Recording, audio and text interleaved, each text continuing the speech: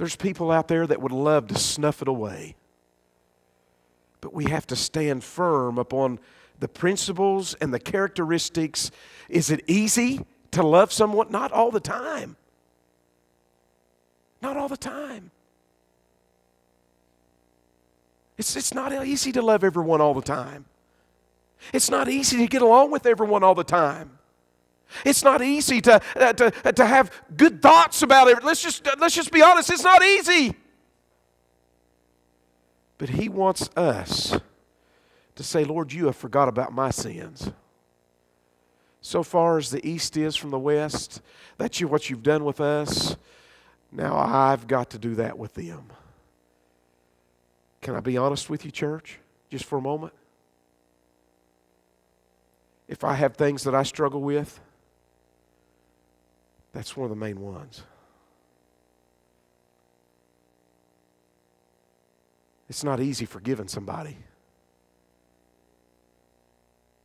But God's commanded us to do it. And you know what? When we are able to forgive and we're able to say, Lord, you didn't say that I had to go over to their house and knock on their door, but you did tell me I had to forgive them. And when we do that, Brother C.L., it just seems like it's relief.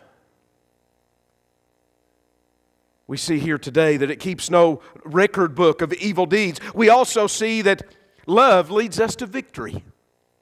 Love leads us to victory.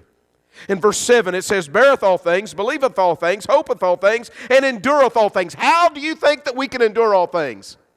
Where is our hope centered at? Where is it based at? It's based on the love that God gave His only begotten Son for us. Beareth all things, believeth all things, hopeth all things, and endureth all things. It gives us power to overcome. It gives us power to overcome.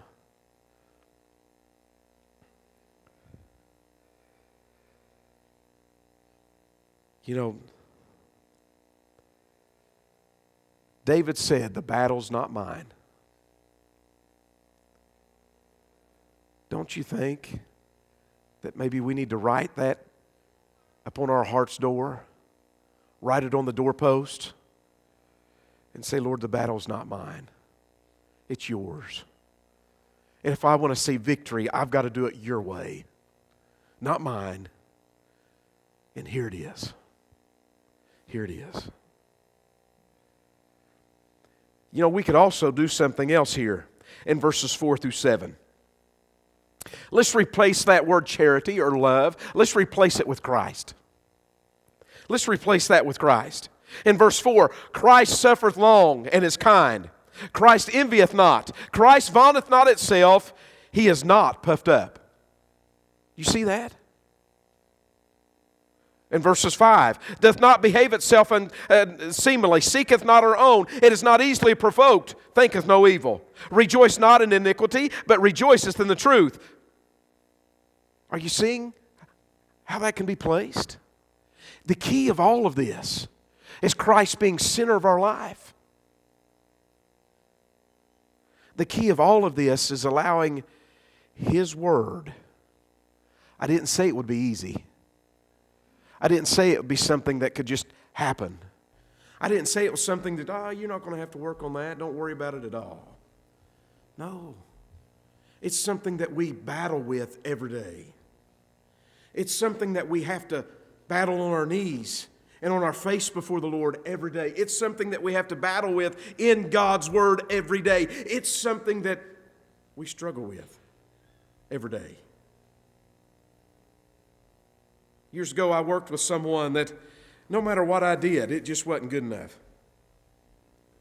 Some other people started noticing it, and they started asking questions, and that person didn't really have a reason why they wasn't polite to me. So I found out what kind of candy bar they liked. I went and bought a whole box of candy bars. Every day, I gave that person a candy bar. You know, I see that person out in town now, and they run to me. I'm not sure if they think I'm going to give them a candy bar or not.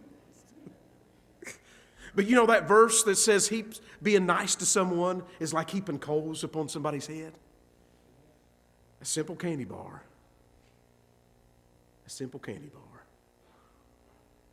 You know,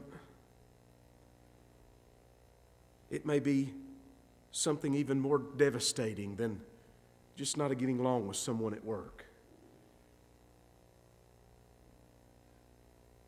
But if we put Christ's principles to it, He enables us to get the victory. I don't know how. I don't know in what time. I don't know in what place. But if we give it to Christ, He'll give us the peace while we struggle and while we battle through the process. You know, as we look at this passage, I'm going to go ahead and read the rest of this passage, starting with verse 8. Love never faileth, but whether they be prophecy, they shall fail, and whether they be tongues, they shall cease. Whether they be knowledge, it shall vanish away. For we know in part, and we prophesy in part. But that which is perfect is come, and that which is part shall be done away. When I was a child, I spake as a child, I understood as a child, and I thought as a child. But when I became a man, I put away childish things. For now we see through a glass darkly, but then face to face. Now I know in part, but then shall I know, even as I am also known. For now abideth faith, hope, love, these three, but the greatest of these is love. Why? Because we can do all of this and we don't have love? Just don't do it. Preacher, but that's what Paul says. That's what God's Word says. Love, the agape love. Do you remember what agape love is? It's giving sacrificial of ourselves for someone else. The agape love is the center of all church ministry and work. It's the center of it. As we think here today,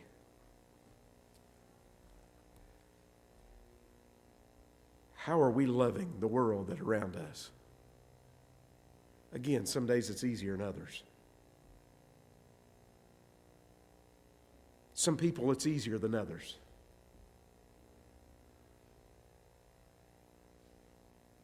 But God can enable us, and allow us the victory.